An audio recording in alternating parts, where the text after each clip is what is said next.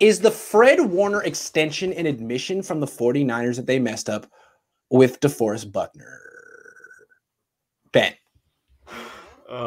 Yes, I think it is. To me, I think it's not just it is the Fred Warner extension that defines this definitely, but it's kind of a combination of a ton of things where the 49ers drafted Fred Warner, right? That's the reason you see all the stuff now. And when people bring up the whole DeForest Buckner situation, they always say, oh, this wasn't the regime that drafted him and all this kind of stuff. But I don't understand not trying to pay the best player at their position. I'm just not, I'm not in the business of letting go of the best players at their position potentially. So when the 49ers did make the DeForest Buckner trade, I didn't really understand it at the time. I think they got decent value, but at the same time, if you look at the deal they ended up making with Eric Armstead, it's not vastly different from what DeForest Buckner is making now. And with the reality that the 49ers have Trey Lance as their future quarterback, that would have solved the DeForest Buckner issue, which is really funny now to look back onto. So I think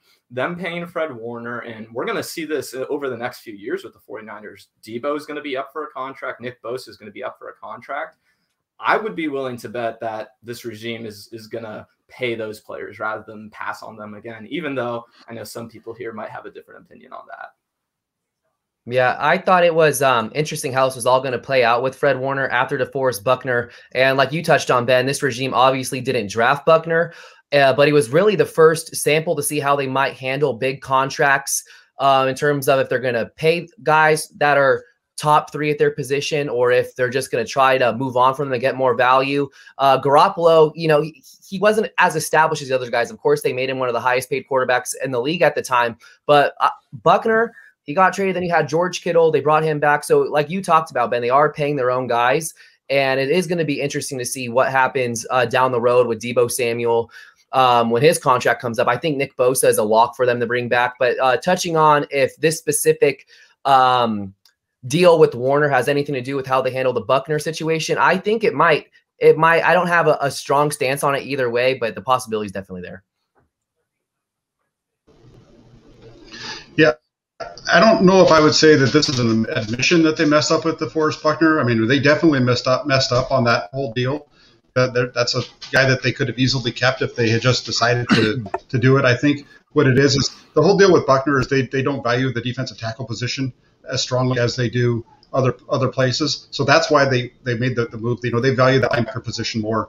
And, you know, Warner has the ability to do multiple things for them, which I think is the difference between those two players. But what's funny about it is we say that as far as, you know, they don't value the defensive tackle, but when you have a conversation with anybody regarding whether the 49ers should have kept Buckner or Armstead, the argument always becomes, well, Armstead struggles because he doesn't have everybody around him. He wasn't able to play defensive tackle as much because they didn't have the end to let him kicked out inside. So they're paying Armstead to be a defensive tackle basically, and it's at the sixth highest rate in the NFL when they could have done it for $2 million more and had an all-pro level player there. It was definitely a mistake on their part, and they could have structured that contract very similarly to what they did with Fred Warner, because he had an extra year left on his contract. It would have been very similar. Yeah, I like what Jack said. They just don't value the defensive tackle position that highly, and I think that's where that's the one thing I'll ever admit that this whole move was wrong in 49ers is that, okay, you looked at the position, but you didn't look at the player. You didn't look at the leader. You didn't look at the impact that he was making. You didn't look at the healthy seasons versus the guy who you kind of just, you know, took just a little bit levels off of money. Well, Jack said you could just kicked over into $1 million plus more, and you could have still had the same more impactful player, which imagine if he was with the 49ers in 2020, that's probably like an extra win right there for them. But I think they're both still in a way they're exclusive in terms of, you know, they saw, because if it was an admittance, it'd be almost like maybe I'm seeing it a little more reaching. It's just in a way that they probably would have foresaw Fred Warner was already going to be this type of caliber player, which after 2019 season, when they did trade DeForest Buckner, you know, Warner looked great in 19, but that was mainly like for like half or 2/3 of the season, mainly, especially once Quan Alexander went out with that injury, that Warner started to storm onto the scene. So I think in this case, the guy just blossomed into such a phenomenal player that I was like, all right, we need to sign this guy. It's too obvious. He does so much for us. We can blitz him. He can come up for the run. He's a leader and do all this such. And again, the positional value in terms of how they weight their own, their own value in terms of, we love linebackers. We love the guy who can remove the middle of the field and take a number 3, number 4, whatever, the running back, and it's all gravy from there. So I think you could probably sniff around, maybe see it's like that, but I think they're both exclusive. I don't think the Niners have admitted that they made a mistake with Buckner. I think they're still clinging to the stance that they made the right call. I think what they believe is that no defensive tackle not named Aaron Donald is worth $20 million a year. I think that's their stance, and they're not going to change. I think maybe they're right about that. I think Buckner's worth it, but maybe they're right. What they're not right about is giving the contract they gave to Eric Armstead. You don't have to. It wasn't an either or situation.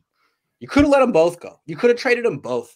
I still say bring back Buckner. They didn't do that. They had their reasons. I don't think they would actually admit to being wrong there, at least until – because, I mean, look, Javon Kinlaw could be really good this year. Who knows? So I don't see it as an admission yet. I think this is more along the lines of what they did with Kittle. It's someone they drafted, someone they developed, and someone they're proud of. And he's not making $20 million a year. He's making 19. It's a lot different. It's a whole $1 million, right? Well, and the funny thing, Brian, is you just said they didn't want to play defense or pay a defensive tackle $20 million. They're paying Eric Armstead $20 million. I know. That's the funny thing. They are. They really are. Yeah. Jack, what do you want to say? Yeah. No, I was going to say what's funny about that whole thing with Buckner is the number came out as 4 years, $84 million, which everybody says is $21 million. But remember, it was very similar to the Warner deal in that it's an extension. So it was actually a 5-year deal worth $96.3 million, which ends up rounding out to about $19.3 million a year. So they did this whole deal for about $2 million. It's crazy. Crazy. And they still think that they made the economically correct decision, but they did not. Raymond Martinez says it's not admission, rather a follow-through that when you got rid of your defensive leader in Buckner, you replaced his leadership with Warner. Yeah, I mean, they're not in a position where they can let Warner go now. Warner is the heart and soul, the brains. He's the defense. Good call.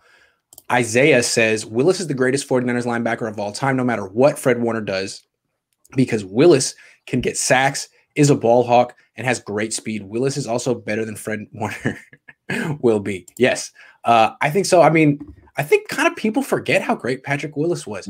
Yeah.